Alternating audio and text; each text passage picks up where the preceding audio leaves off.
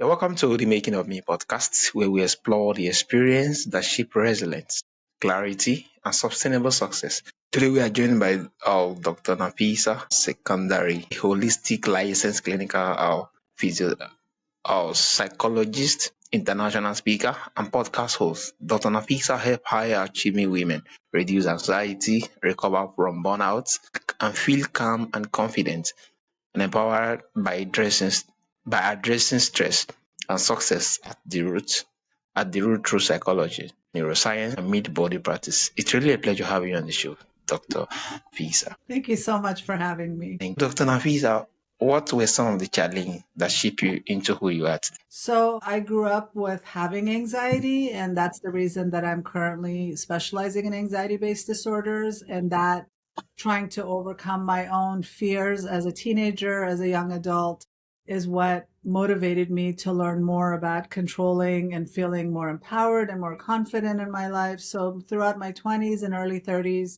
that was what I was really focused on. Just kept studying and kept studying, got my doctorate in psychology. Luckily, I was able to understand that there's a root cause to anxiety, and that once you address the root cause, you can have full control of your anxiety and feel in control of it and feel confident with it and actually make it work for you as opposed to letting it control you and destroy your life. Wow, amazing, amazing. So, Dr. Nafisa, many high achieving women live with chronic stress and anxiety. What are some of the most common patterns you see? Why are they often overlooked? Well, a lot of people like me don't even realize that what they're struggling with is anxiety. Like for me, the majority of my stress came from my overactive mind. I was constantly thinking. I was always thinking about worst case scenarios, worrying about all the bad things that could happen, that may or may not happen.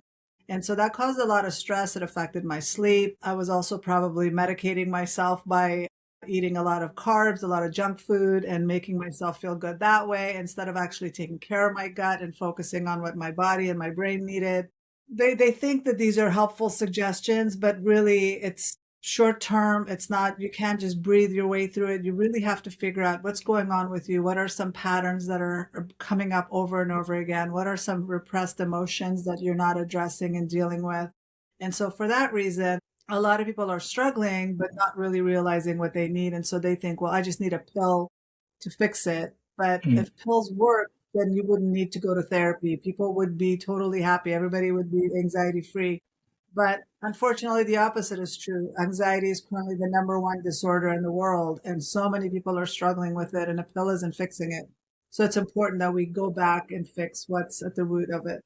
Yeah, amazing. So you actually emphasize on going beyond surface level coping strategy. Why do quick fix often fail, and what does it really mean to address anxiety at the root? So it's about, like I said, understanding what are the patterns that are coming up in your mind. What are the things that you're constantly reacting to? What are the things that you're constantly worried about? What do you notice about your brain about how it gets stuck on irrational thoughts and beliefs? Sometimes we're catastrophizing, and some of that could be related to trauma that we experienced as children. Some of it could be what we learned, or for me, genetically, I'm already predisposed to having anxiety. It runs in my family, but at the same time, I've gone through a lot of stuff as a child and as an adult. And so for me to understand, okay, this is where that's coming from. This is unhelpful language that I've picked up along the way. And now it's unhelpful programming, I should say, as a child, but now it's continuing to operate for me. And I'm reacting as a child, even though now I'm an adult. Understanding that is really, really important, but also listening to what the regular automatic thoughts are that keep coming up and challenging those. So if you're constantly saying, I'm not good enough, I'm horrible, bad things are going to happen if I don't do this bad thing, you challenge those thoughts. Don't believe on the thoughts you have and don't believe on the negative thoughts. Amazing. Thank you. So you speak a lot about nervous system. How does nervous system regulate change or the way we experience stress, anxiety, and burnout? Well, your nervous system is out there to help you figure things out, but it can be on high alert constantly if we're always under stress, if we're constantly thinking the worst thing is going to happen. So sometimes it's our thoughts that activate our nervous system, and sometimes it's our nervous system that activates our thoughts. So once you learn how to calm your nervous system down, once the stress is over, for a lot of people, they go all day 24/7 with high alert, high stress. And so their nervous system never gets a chance to reset and regulate. And that can wear down on your physical body. It can create heart issues. It can create digestive issues. So taking the time to regulate your nervous system, taking the time to breathe deeply and not from your chest, but from your diaphragm, taking the time to eat well, to sleep well, to rest and repair, all of that helps with regulating your nervous system, which in turn helps you not be so reactive to your world. Yeah, amazing. Thank you so much. So success is often praised, but burnout is rarely discussed. How can ambition women pursue growth, leadership, and financial success without sacrificing their own well-being? So a lot of high achieving women that are driven and want to be successful, they push themselves so hard to the point of burnout. And once you're burnt out, you are not as efficient, you're not very productive. And so ultimately, it will affect your success, it will affect your productivity, it'll affect you on the job. You might even get fired from not being productive and not being able to do what you're supposed to do. Maybe you're calling in sick a lot. So, taking the time, like I mentioned, to regulate your nervous system, focus on what you have control over instead of focusing on everything you have to do or everything that you're worried about, all the things. Maybe you're worried about the financial climate. Maybe you're worried about the future. Maybe you're worried about how to pay the next bill. Instead of that, just bring your attention back to, okay, what can I do right now? What do I have control over right now? And focus on that, put all your energy there, and then take time to regulate yourself, calm your system down, do fun things, balance out your world. Don't just be all about chasing the money or chasing success. Focus on calming your system down. And you will find yourself being way more productive once you've gotten enough sleep, once you've slowed down, once you've taken the time to focus on what you have control over instead of just your brain going, going, going and not being able to control anything. You're just spinning your wheels at that point. Yeah, thank you, Nafisa. It's really amazing. Thank you for sharing. Can you actually share more like an example of someone who learned how to regain control of their anxiety and experience meaningful change in their life or career? Well, that would just be me. I could use myself as Yeah. example because when I was in my teens and early 20s, I was terrified of everything. I was afraid to go after the jobs I wanted because I was afraid of doing a job interview, or I was afraid of sitting on the other side and having to answer questions. I was afraid of public speaking. I was afraid of taking on too much responsibility. I was afraid of working with too many people, and so I limited myself. I took jobs that were safe. I went for job interviews that I knew I could get, that I had a good chance of getting. And so I didn't challenge myself at all. And so once I actually managed to control my anxiety and feel more in control of my life, I was able to expand my comfort zone and be able to try for things that I normally wouldn't have, experience opportunities I normally wouldn't have, go for jobs that I normally wouldn't have, and increase my income.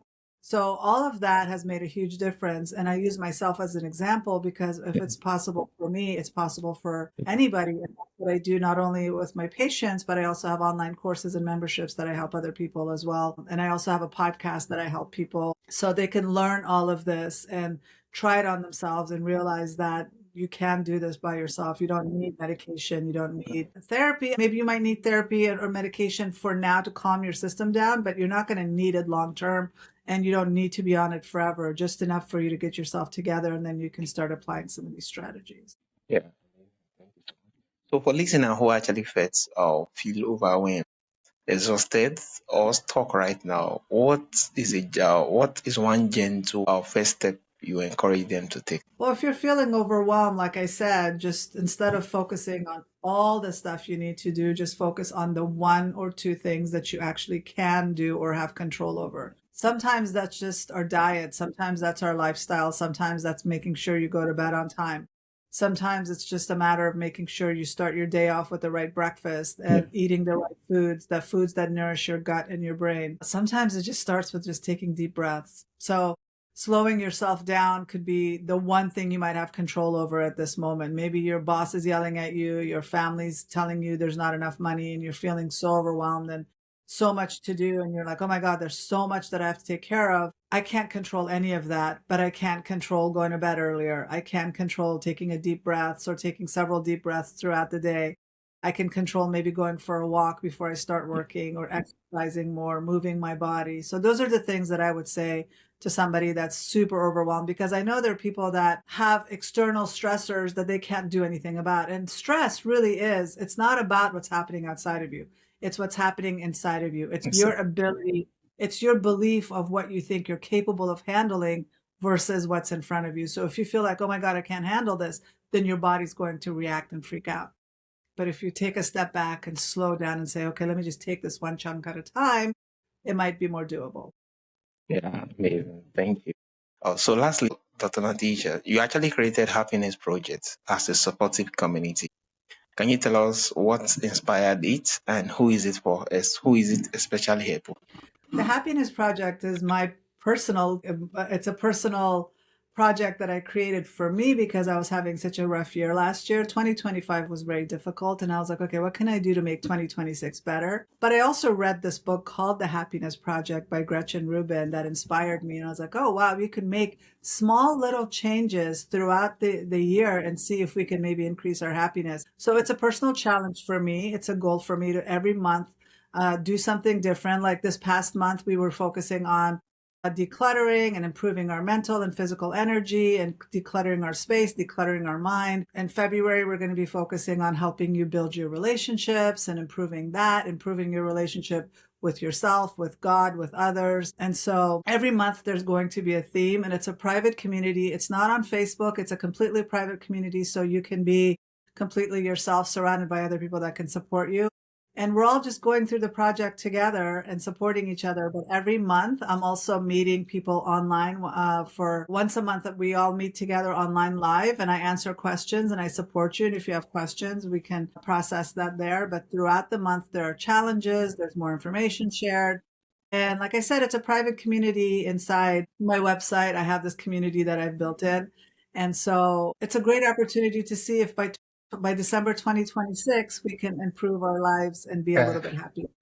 yeah, amazing. Thank you for all you do, Dr. Nafisha. So for my audience who wants to connect with you, who want to reach out, who want to get all your materials and coaching sections and also join the community, how can they reach out and where is the best platform? Well, you can start by just visiting my website. It's drsekandari.com, DRSEKANDARI.com. You can also find me on Instagram at Dr._Nafisa_Sekandari. I'm also on YouTube with the same Dr. Nafisa Sekandari. So I have a lot of videos available for people that want to naturally take control of their lives from anxiety and stress and burnout. And I want you guys to join the Happiness Project. So go to drsekandari.com/happiness-project.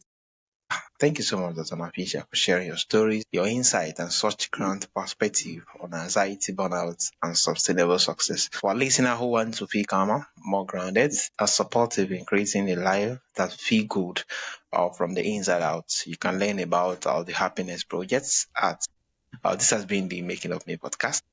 A reminder that becoming who you are meant to be, often starts with learning how to work with yourself, not against yourself. Once again, it's really a pleasure having you on the show, Dr. Thank Nafisa. you so much for having me. Yeah, it's a real pleasure. Thank you. Thank you.